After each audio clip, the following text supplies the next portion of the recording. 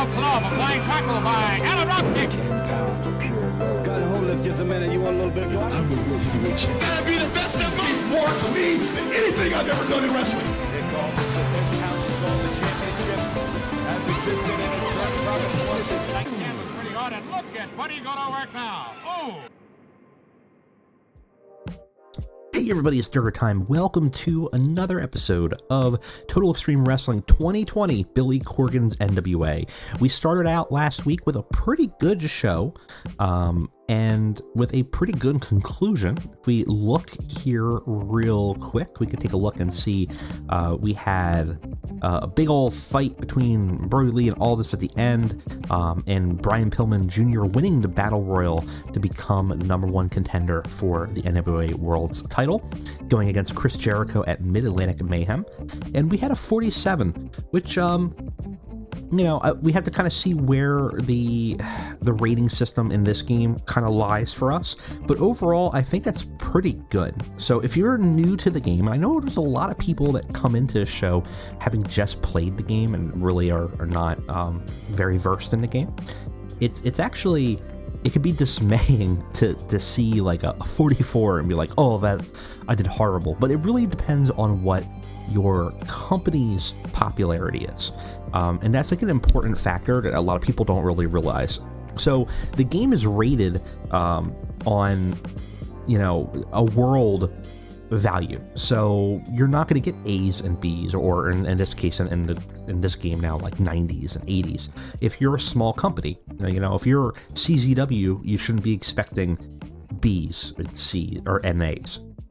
Well, you shouldn't be expecting it also because you're CZW, but also because your size and the talent pool that you have. All you want to do is be consistently better than what your popularity is. So I kind of going to show you real quick. Let's take a look at our popularity. It should be in size, I believe. So size, we can see our, I believe this is our, I think this is our total popularity right now. Right, current rating size shown below. They changed this from TEW where there's 2 metrics. I think they might have gotten rid of that metric. There was importance and popularity. Honestly, it was kind of confusing. So I think this is just tracking popularity. So our popularity overall is around 35 across the U.S. We have some bumps in the Mid-Atlantic region and some bumps in Southeast because that's our home region. Our goal currently is to go to 59. So we will achieve a 59 popularity in our home region, Southeast, plus 35 in either the Great Lakes, Mid-Atlantic, or Mid-South. So the goal is to either move north or west now to expand our territory. Right now, we've built a fan base in our home region. So as long as we are 5 points higher a show in that region, we will gain popularity in that region. If we are equal to or lower, we will lose popularity. So 44 actually isn't quite there for us, right? Because it needs to be 5 or more, but it's not bad. We didn't lose anything. We didn't necessarily gain popularity either. So our goal is kind of be to gain popularity.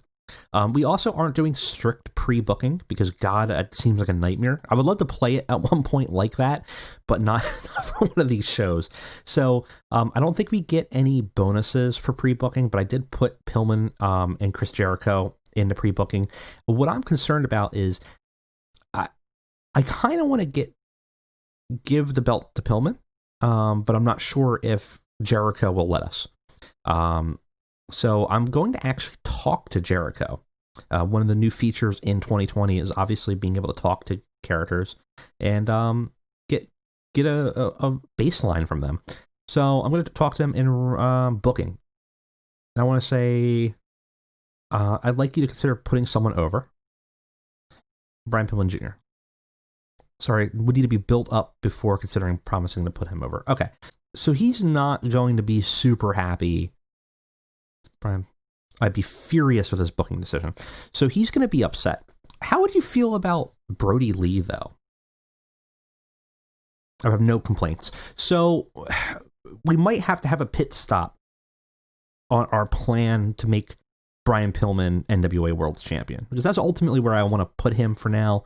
I want to move him up, though. With this save, he was a main eventer when he left us, and I tried to get everything as copacetic as I could, but unfortunately, he is considered. Where is he considered here? He's considered in our land here, I think. Oh yeah, here we are. He has red hot momentum, which is good. He's considered a star, but not a major star. He's not like the head of the company. So that's going to be a bit of a problem, is that he was when we were running on 2016, basically we moved him up to major star, and I took everything that we had, but apparently, I guess maybe some of the transitional stuff, it was a little bit different, and he's set as a star. I think we'll move him up. Honestly, if we book him really well on this next show, we might get him up to major star anyways, and maybe that'll be the goal. But if the plan goes awry, we always have the fact that Brody Lee is the Founders Champion and can cash that in like a Money in the Bank briefcase in the middle of the match and strip the title. So we could always interject him into the match and basically save heat. I don't want to upset Chris Jericho, even though he is just a talent trade, because that could potentially sour relations with the alliance. We want to maintain our alliance and grow it and build it up. We want to find,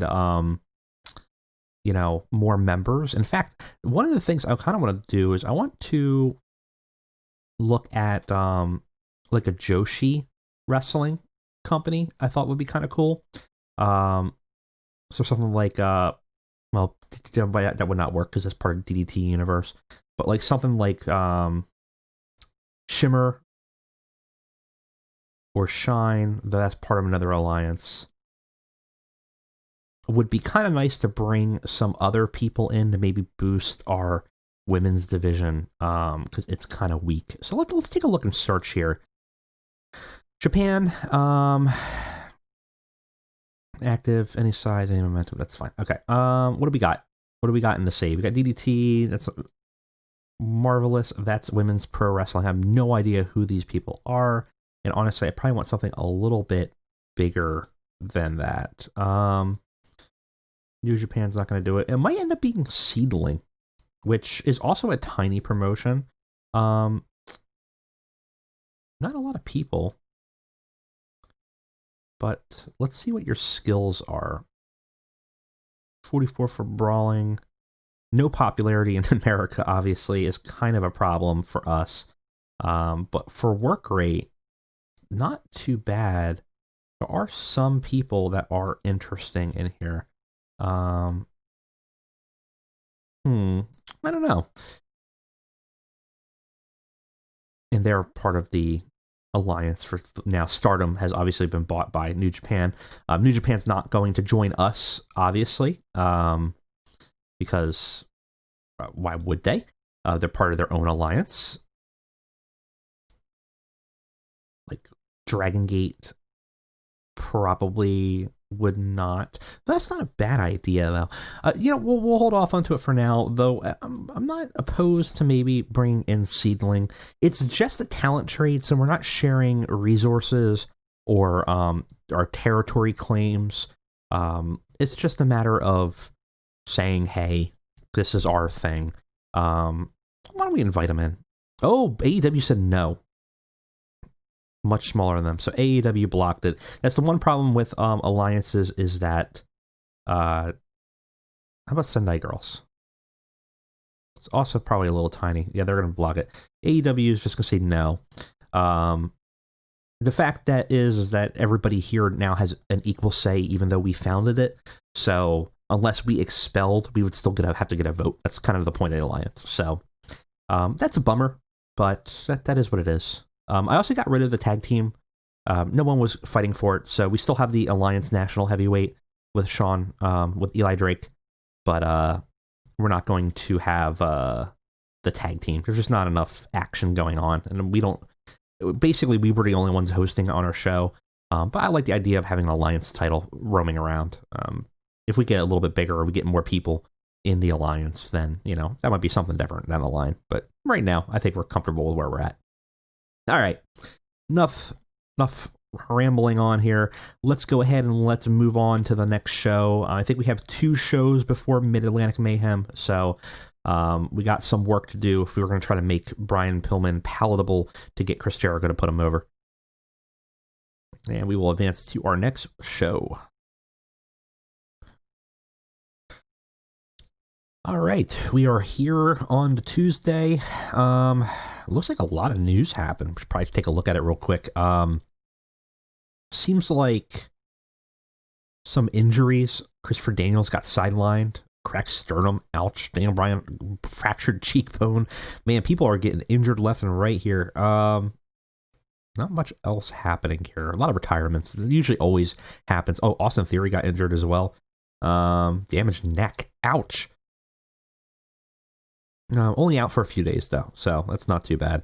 It's always interesting when you start a new save on here, even though this is a continuation. It seems like the game always likes to just throw retirements out for everybody, which kind of makes sense, because it's like, what do you're not, stop wrestling. You're not wrestling. So it makes sense, but it is kind of funny. We have a bunch of mail. So nothing I'm concerned about, because we don't really have any exclusive bookings, like Brody Lee can work elsewhere and things like that. We do have to worry about contract problems in terms of where people are and who can work where is always a problem. So, Brody Lee's getting an offer from CWFW, which we could view here as Championship Wrestling. That's part of our alliance. It's a handshake deal. Quite a lot of money for them. It's seriously being considered. They're getting 25% merchandising. It's actually not bad. The same thing we're giving him. We're giving him $1,200 a show. So, we're giving him $1,100 a show. So it's not far off. It's pretty much exactly what we're giving him. But we have a lot more financial muscle than he does. Well, good for them. When the hell is their show? I mean, we're bigger, so we're gonna get priority, but it's not gonna be something that hurts us. Sasha is on a AAW. A lot of production changes we're gonna have to look at. Maybe losing some potential there for us. A lot of production change. What do you do? All right, we're gonna have to look at our production. Nothing else in here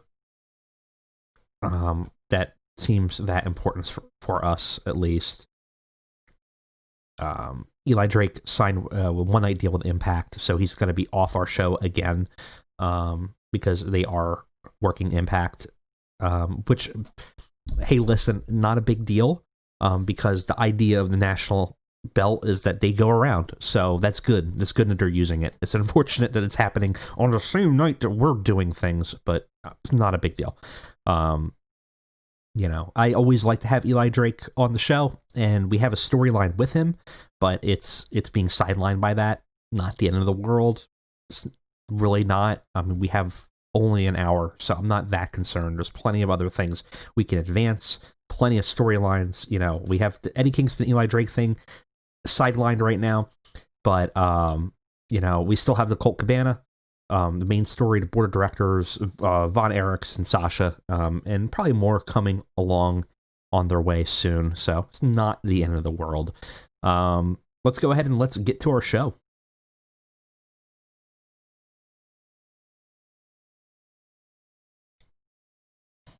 All right. We do have some backstage incidents to look at involving Skylar. Skylar lifted the atmosphere backstage by bringing her cute pet puppy into the locker room. There you go. Well, that's nice. What's our locker room morale at? I always have a hard time finding it on this now.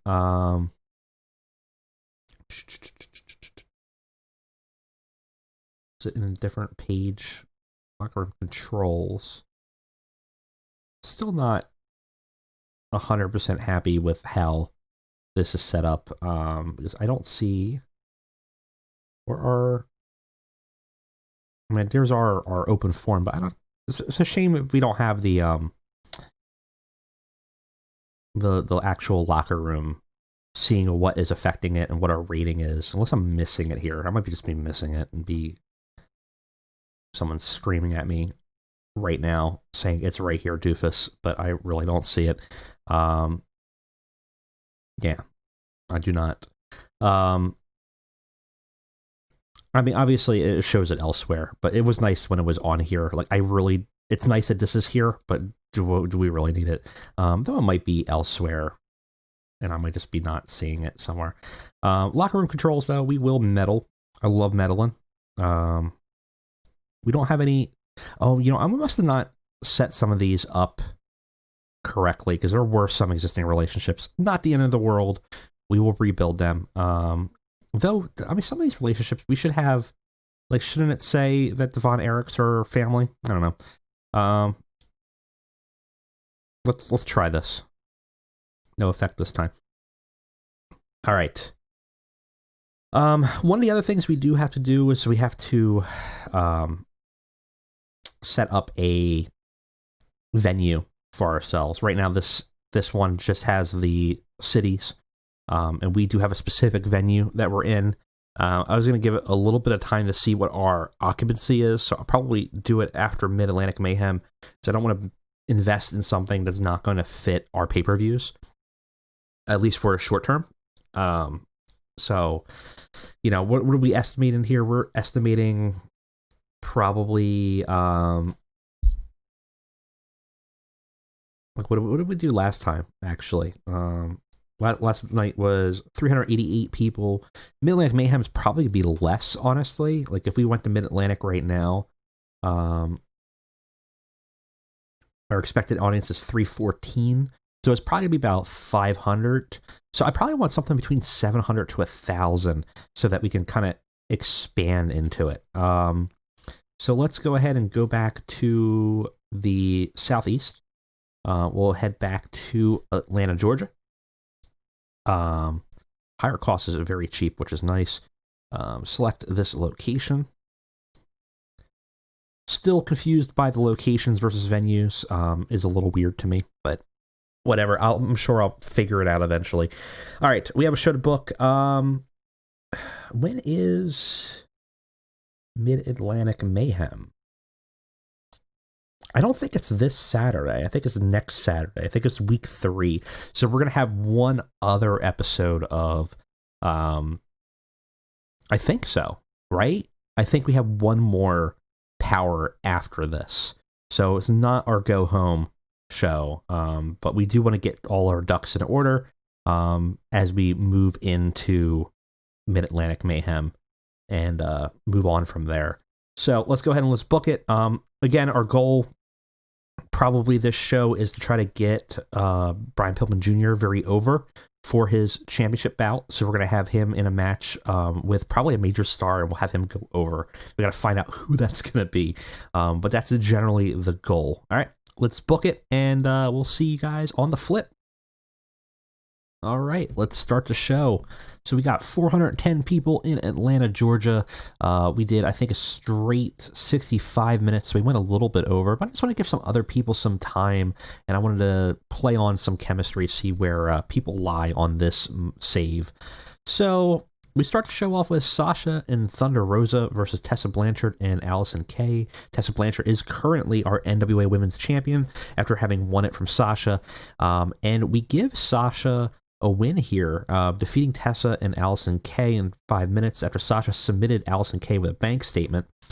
Thunder had a 31, Sasha had a 55, Allison had a 35, Tessa had a 54. We debut Sasha's boss gimmick and the Tessa's second generation legend gimmick. So not bad. 41 isn't horrendous. We're giving Sasha a little bit of legitimacy because I think we're going to put her into the women's championship match at MidAtlantic Mayhem. We might make it a triple threat between her, Tessa, and Kimberly. Just utilize her while we're here. She's still angry. and we're still using her to put over other people, but I think it might be a good opportunity to add some extra talent into the show. But not bad overall. Starts the show off pretty good, too. It was a work-the-crowd match. Afterwards, this segment doesn't do as well, but Sasha and Tessa end up facing off and start brawling. Kimberly comes out, and all three end up brawling together, kind of hinting at the fact that all three of them will be in contention for the belt. We still getting the crowd hotter, which is good. Unfortunately, the rating wasn't fantastic. It could have been better, but overall, not too bad. And we kind of build up that story with, though it really shouldn't be who could take on Sasha Banks at this point, but we're kind of going to end that segment with MidAtlantic Mayhem. So we kind of have the three of them now probably set for a triple threat. Just an exhibition match to see where things lie. It's a big old wild brawl to play off the work the crowd. This doesn't do great, though.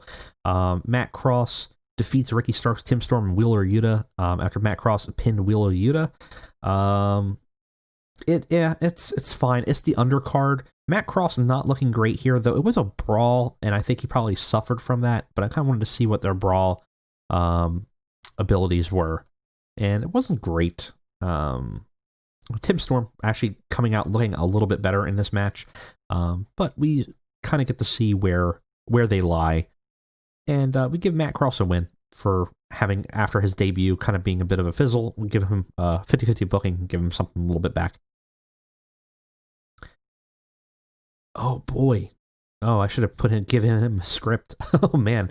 Flip had an interview. In it, he was talking about, though, he's talking about his match, but really talking about his fear about the cult of Josephus and the fact that he is afraid that it's going to grow, and he's going to challenge Colt Cabana to a match in MidAtlantic Mayhem, and he wants it to be an I Quit match because he wants to basically get Colt deconverted, and he thinks the only way he can get it is basically to beat it out of him.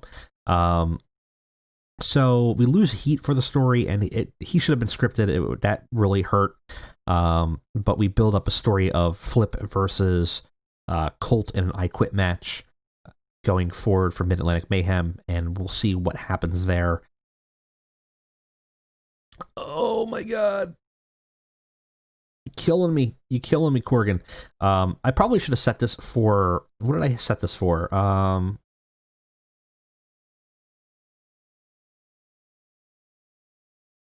Where was what I set it for? I don't see the Road Agent's notes, but I think I set it for charisma. I probably should have set it for acting, because maybe it was too long, but we got a penalty for it. But we have Billy Corgan, and he is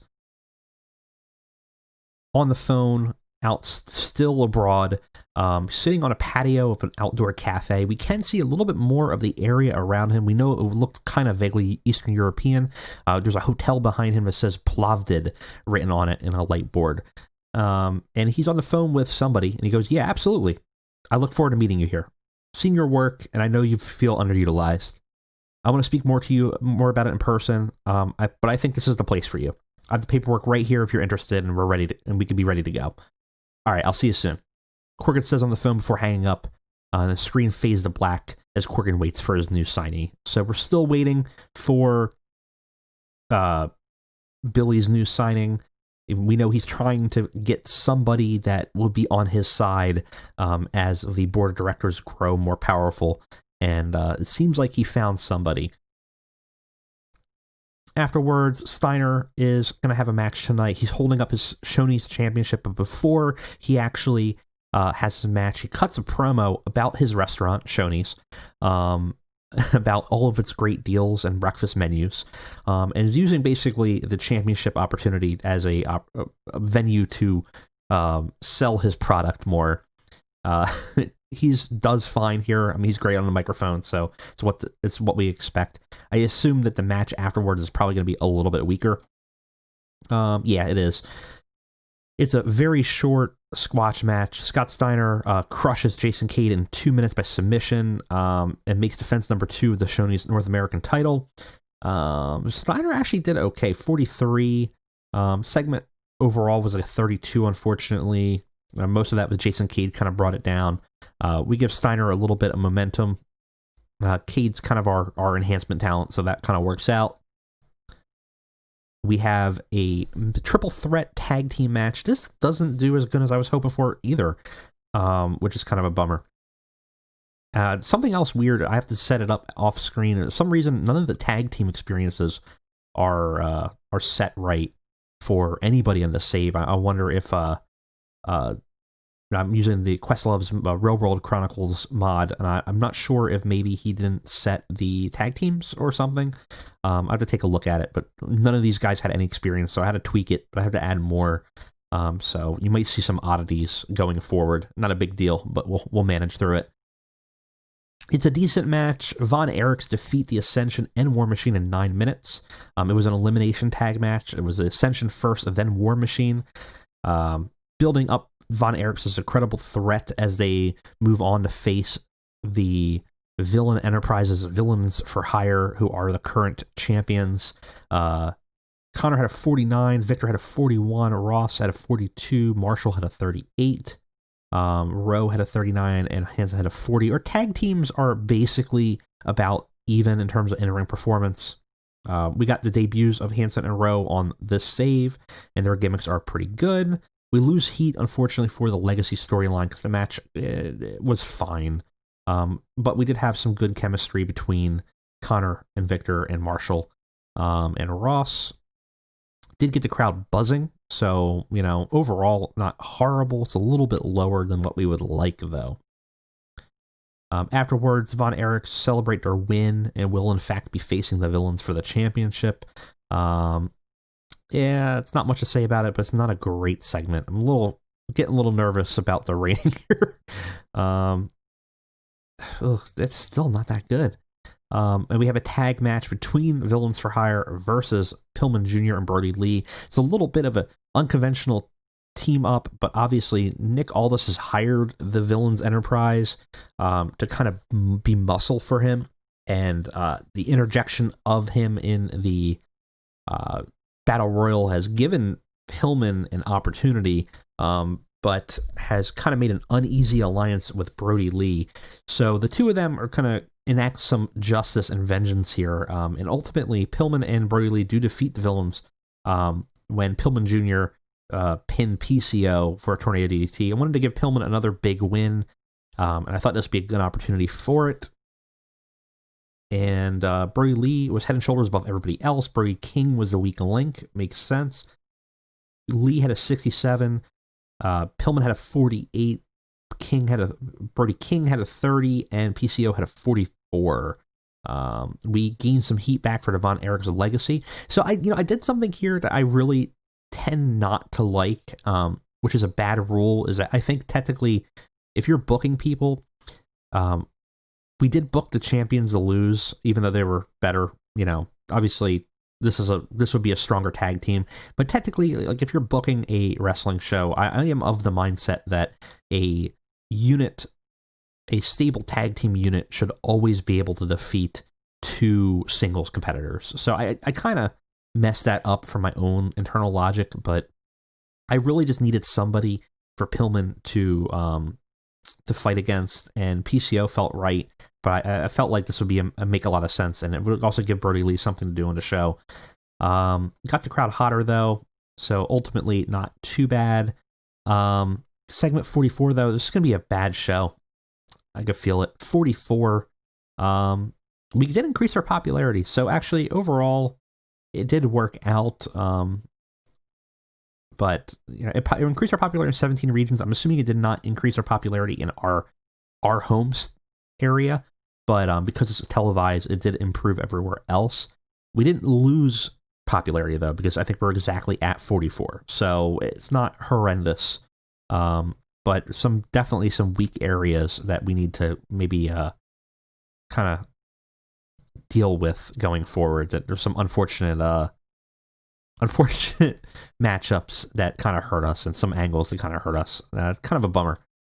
All right, we got some news here. Nothing major. Sasha does have a deal with AIW now. Both just handshakes. It's not really a big deal.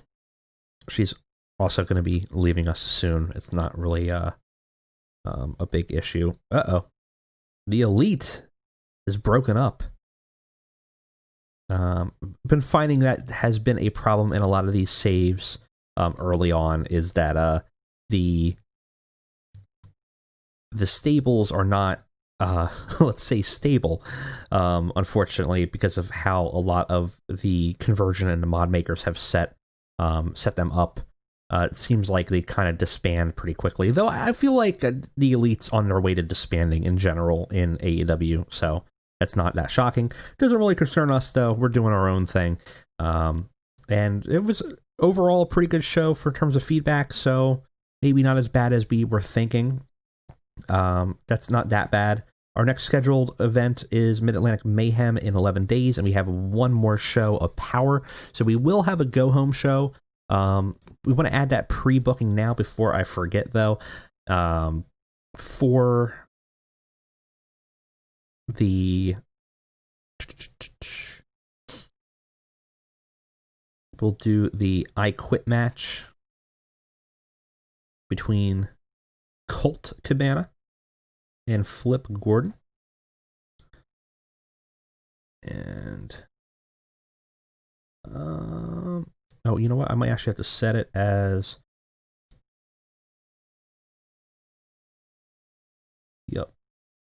set a I Quit match.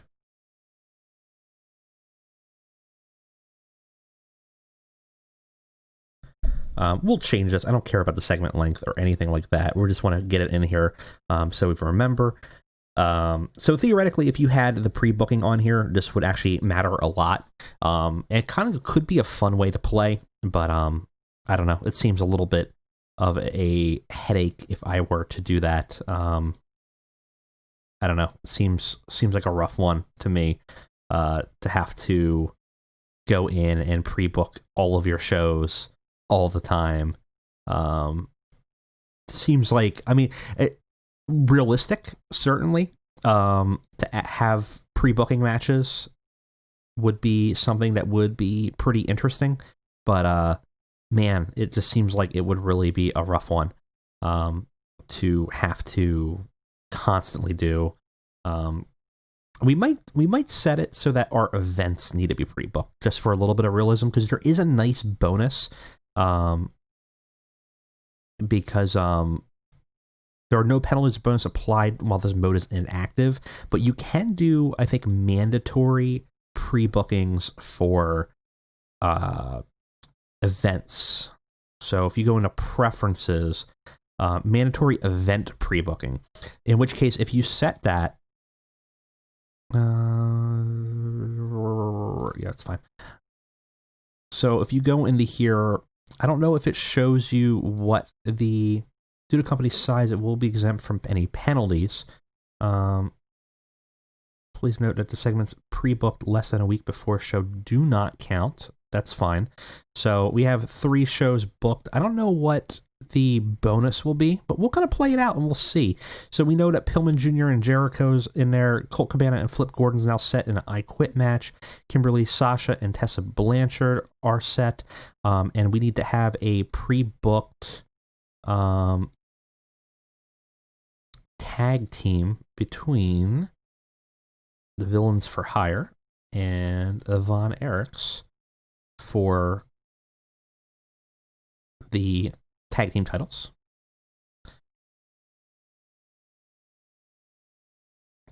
I don't know if we actually need to fully book these. I'm struggling this match because of the length. Okay. Oh, that's weird. That was my instincts. So we'll do 8 minutes. How about that? I don't know if we can change these once they're set, so I'll be curious to see how that works. I'm hoping so. Due to company's current size, exempt for any penalties.